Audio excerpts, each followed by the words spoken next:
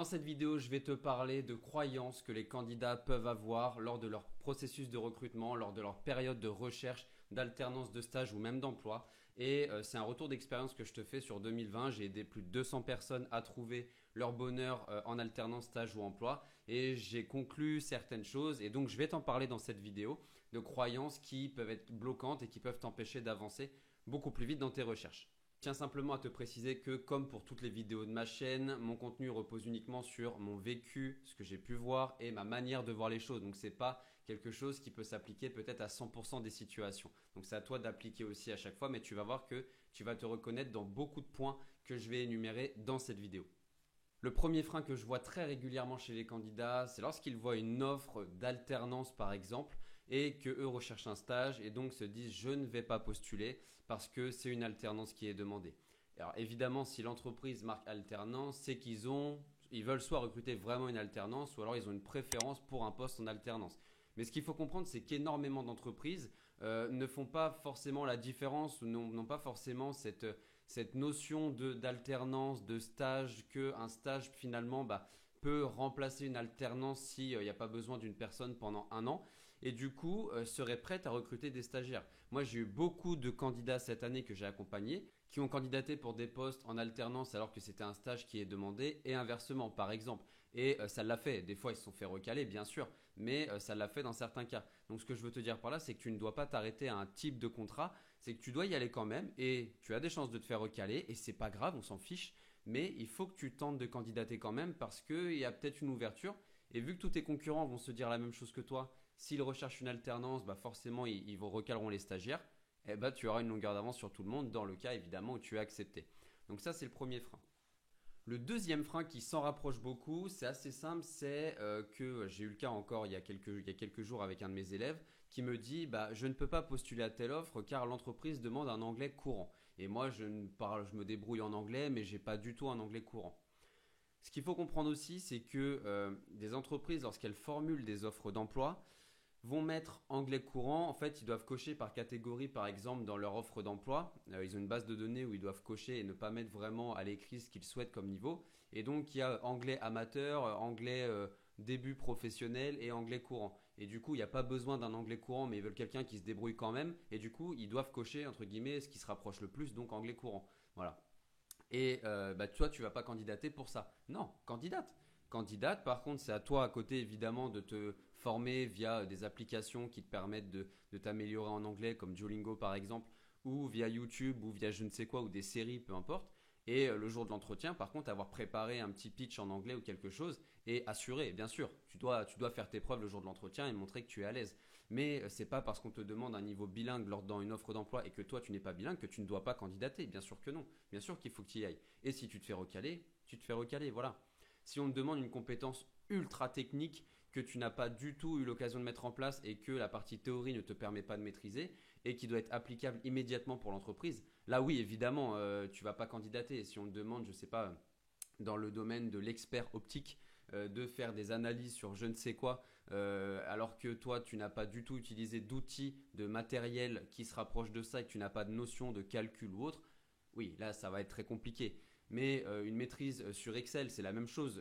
Et maîtrise d'Excel exigée. Maîtrise d'Excel, qu'est-ce que ça veut dire? Est-ce que c'est du VBA? Est-ce que c'est des tableaux croisés dynamiques? Tu vois, c'est très compliqué. Donc candidate et tu verras bien. Le troisième frein que j'ai eu l'occasion de voir, c'est le fait de ne pas se remettre en question. Donc c'est notamment la partie sur le CV, c'est ce qui revient tout le temps. Des candidats qui me disent, voilà, j'ai envoyé une centaine de candidatures, j'ai eu un entretien, mais mon CV il est parfait. Bah non, si tu as envoyé une centaine de candidatures et que tu as eu un entretien, je suis désolé, ton CV n'est pas bon du tout. Voilà. C'est le seul indicateur qui fait que ton CV est bon ou pas. Voilà, tout simplement. Donc, à partir de là, on se remet en question et on tente de nouvelles choses. On change, on adapte. Voilà. Et ça, c'est un point que beaucoup de candidats ne comprennent pas ou refusent de voir les choses en face, en fait. C'est le fait de se remettre en question. J'ai des candidats depuis 6 mois qui me demandent de l'aide et je leur demande combien de fois tu t'es remis en question. Ils me disent zéro. À un moment, il faut peut-être se remettre en question en fait. En lien avec le troisième point sur le fait de ne pas se remettre en question, il y a le quatrième point, c'est l'impression d'avoir tout essayé. La plupart des candidats, lorsqu'ils me contactent, c'est Nicolas, j'ai tout essayé, voilà, vraiment tout. Je suis passé par les sites d'annonces, par LinkedIn, j'ai contacté des personnes en privé, j'ai fait des candidatures spontanées. C'est ce que tout le monde fait en fait. Donc, tu n'as pas tout essayé. Il faut innover. Ça, quand tu dis que tu as tout essayé, en fait, tu as tout essayé dans ce qu'on t'a appris. Tu as tout essayé dans ce que tu vois tous les jours. Tu comprends? C'est exactement ça en fait. J'ai essayé les candidatures spontanées parce que je sais que ça existe. J'ai essayé Indeed, Monster et tous ces sites-là parce que je sais que ça existe. J'ai essayé LinkedIn parce qu'on m'en a parlé, on m'a dit que c'était cool.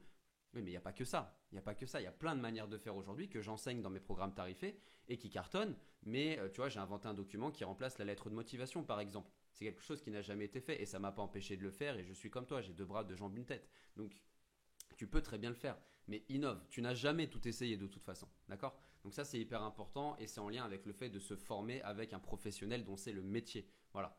Ça, c'est le quatrième point. Et le cinquième point dont je voulais te parler dans cette vidéo, et c'est un petit peu mon préféré, c'est la partie manque d'expérience, comme toujours, le fameux manque d'expérience. Là, c'est assez simple. Moi, je pars vraiment du principe, encore une fois, j'ai aidé plus de 200 personnes en 2020 et j'ai plus de 95% des gens qui sont en poste aujourd'hui, ce qui est absolument énorme. C'est que quand on te recale pour un manque d'expérience, ce n'est pas parce que tu manques d'expérience. C'est paradoxal ce que je suis en train de te dire et là, tu es en train de te dire, mais qu'est-ce que tu me racontes?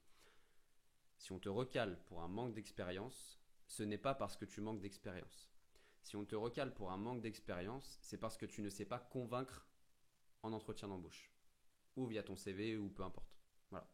Et là, tu es en train de te dire, oui, mais si je n'ai pas l'expérience, comment je peux mettre dans mon CV des choses, je ne vais pas mentir. Effectivement, le but n'est pas de mentir, mais rien ne t'empêche de te former aujourd'hui avec la puissance du digital, de mettre des mots-clés et en entretien derrière, d'argumenter et de justifier ce que tu as mis dans ton CV et de poser des questions au recruteur pour le convaincre. Voilà, je ne vais pas rentrer dans les détails, ça c'est du coaching personnalisé. Mais dis-toi bien une chose, c'est que le manque d'expérience, c'est un prétexte que les entreprises prennent. Voilà, pour pas s'embêter avec toi pendant 10 ans à justifier, voilà, on vous a pas pris parce que manque d'expérience, terminé, au revoir. C'est pas pour ça que tu n'es pas prise. Combien de fois moi j'ai été pris alors que je me rappelle d'une offre où on était 70. Sur les 70, alors je connaissais pas tout le monde, mais j'en connaissais au moins 5 ou 6 qui avaient candidaté. J'étais le dernier, j'avais 4 ans de moins que tout le monde. Enfin, j'ai été pris. J'ai été pris parce que je sais comment convaincre une entreprise. Je sais comment convaincre que je peux lui apporter ma valeur, tu vois, et qu'elle aussi peut m'aider à progresser. Et ça, c'est une compétence qu'il faut absolument que tu acquières, surtout si tu n'as pas beaucoup d'expérience aujourd'hui. Voilà, parce que tu pourras manger tous tes concurrents qui ont 2 ans, 3 ans d'expérience de plus que toi. C'est pas compliqué, mais il faut se former pour savoir comment faire. Donc ça, c'est le dernier point. Si on te reproche le manque d'expérience, qui est le cas sur LinkedIn, je le vois tous les jours, hein, ce n'est pas parce que tu manques d'expérience, je suis désolé, j'ai peut-être cassé une croyance.